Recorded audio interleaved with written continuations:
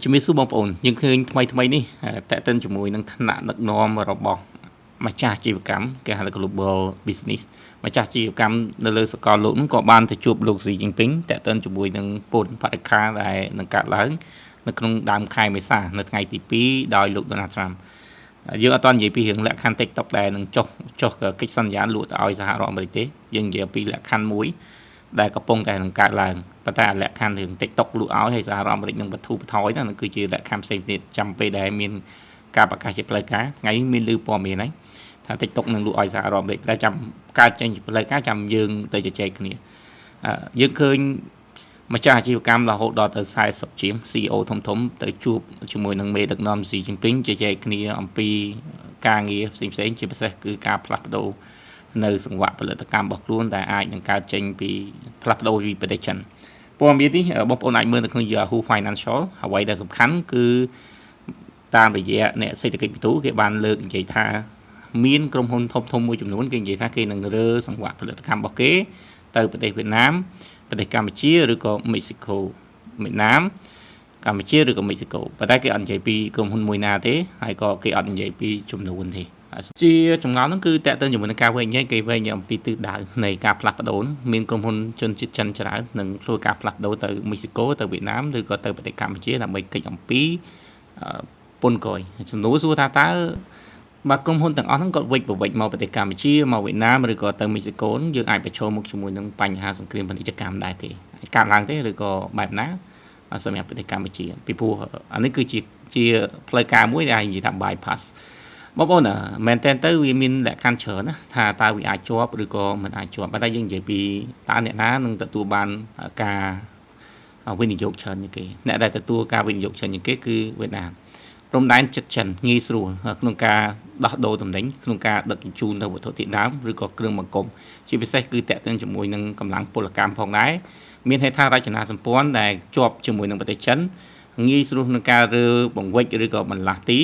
មានវត្ថុធាតុដើមមានក្រុមហ៊ុនផលិតវត្ថុធាតុដើមនៅក្នុងប្រទេសវៀតណាមដែលអាចធ្វើឲ្យក្រុមហ៊ុនទាំងអស់នោះគេចចេញពីការប្រើប្រាស់ធនធានឬវត្ថុធាតុដើមឬក៏កាត់បន្ថយ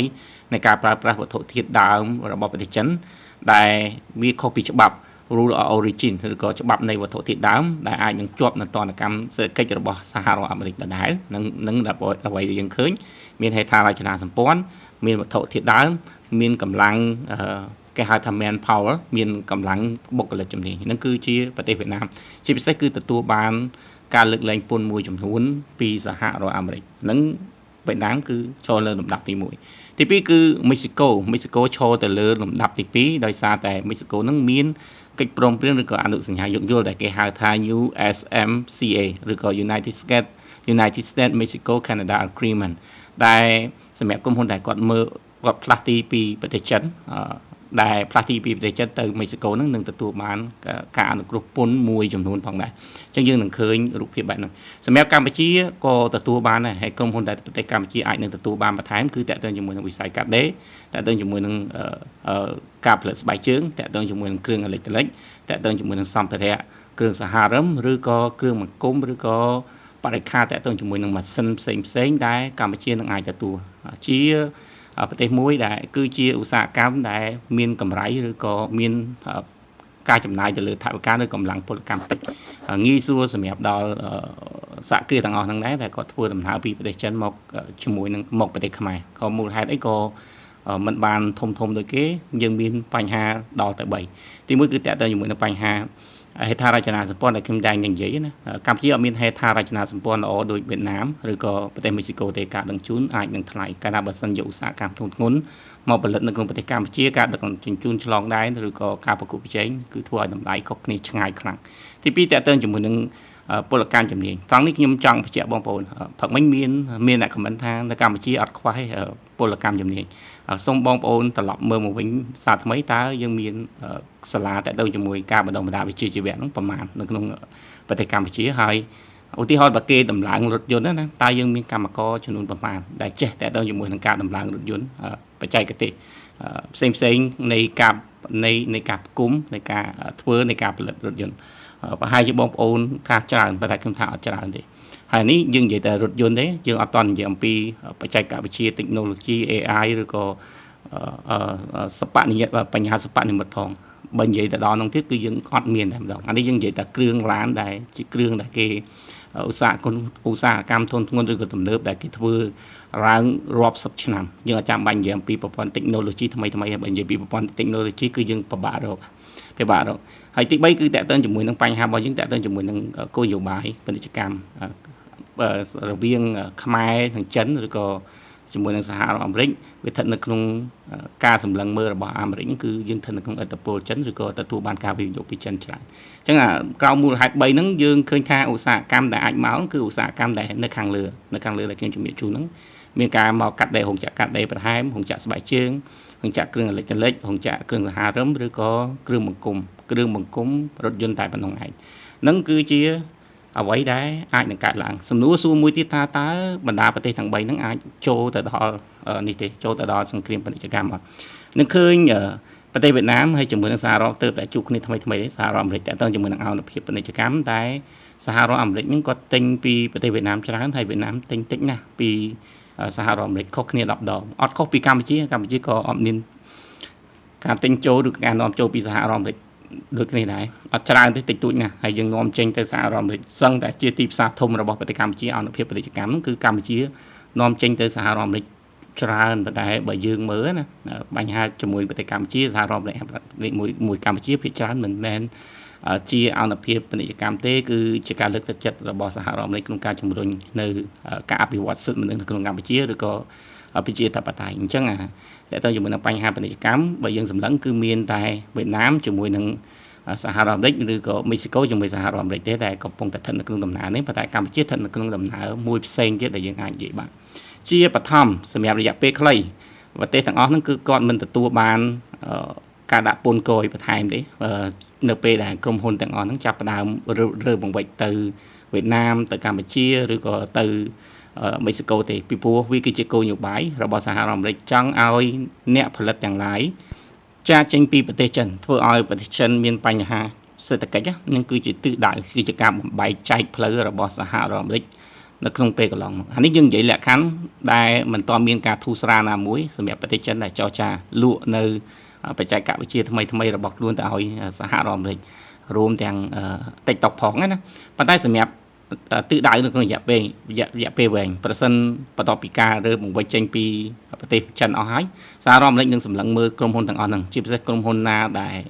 ប្រទេសណាដែលដើរតួជាកន្លែងផ្លាស់ប្ដូរទំនិញរបស់ប្រទេសចិនកិច្ចពីការដាក់ពន្ធរបស់ប្រទេសចិនតែបំរើឲ្យគោលនយោបាយនិងសេដ្ឋកិច្ចរបស់ប្រទេសចិនប្រទេសទាំងអស់ហ្នឹងគាត់នឹងត្រូវដាក់ពន្ធគយអាហ្នឹងគេមើលទៅតាមណាគេមើលទៅលើ rule of origin តើទៅជាមួយនឹងច្បាប់នៃវត្ថុធាតុដើមរបស់សហរដ្ឋអាមេរិកតើក្រុមហ៊ុនដែលគាត់ចាប់ដើមអនុវត្តអាជីវកម្មរបស់គាត់នៅប្រទេសវៀតណាមនៅក្នុងប្រទេសកម្ពុជានៅក្នុងប្រទេសមេស៊ីកូហ្នឹងគាត់យកវត្ថុធាតុដើមទៅតាមណាហើយវាវត្ថុធាតុដើមដែលគាត់យកឬក៏សកម្មភាពអាជីវកម្មដែលគាត់ធ្វើហ្នឹងវាត្រឹមត្រូវទៅតាមច្បាប់នៃការកម្រិតនៅប្រភពនៃវត្ថុធាតុដើមនឹងអត់របស់សហរដ្ឋអាមេរិកអត់តាមពិតប្រទេសវៀតណាមប្រទេសកម្ពុជាគឺមានច្បាប់ហើយមេស៊ីកូក៏មានច្បាប់របស់ខ្លួនដែរដែលនិយាយអំពីច្បាប់នៃប្រភពវត្ថុធាតុដើមដើម្បីជួយលើកទឹកចិត្តឬក៏បង្កើននឹងការវិនិយោគចូលទៅក្នុងប្រទេសរបស់ខ្លួនណាតែសហរដ្ឋអាមេរិកអត់អញ្ចឹងទេសហរដ្ឋអាមេរិកគឺគិតអំពីច្បាប់នៃវត្ថុធាតុដើមអញ្ចឹងអាហ្នឹងរឿងហ្នឹងគឺអាចទៅរួចសម្រាប់រយៈពេលខ្លីវៀតណាមអត់មានបញ្ហាកម្ពុជាក៏អត់មានបញ្ហាដែរតែរយៈពេលវែងតើទៅជាមួយនឹងគោលនយោបាយមិនច្បាស់លាស់របស់សហរដ្ឋអាមេរិកវាអាចនឹងមានការកាត់ឡើងដែរប៉ុន្តែគ្រាន់ថាជារឿងប្រសើរដែលយើងអាចនឹងបានកម្ពុជាហាក់បីដូចជានៅឆ្ងាយចេញខ្លាំងជាងពីប្រទេសវៀតណាមពីព្រោះ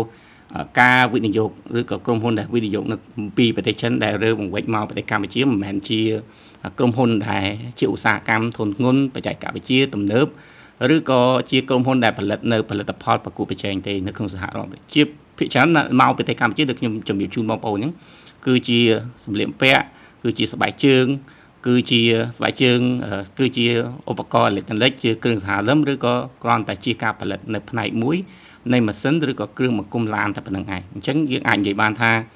កម្ពុជាអាចរួចខ្លួនច្រើនប្រសិនបើនៃការដាក់ពន្ធណាព្រោះភាគច្រើនយើងមើលឃើញសហរដ្ឋអាមេរិកព្យាយាមផ្ដោតទៅលើ ប្រភពនៃអាជីវកម្មធំដែលផ្ដល់ចំណូលធំដល់ប្រទេសចិនហើយនឹងជា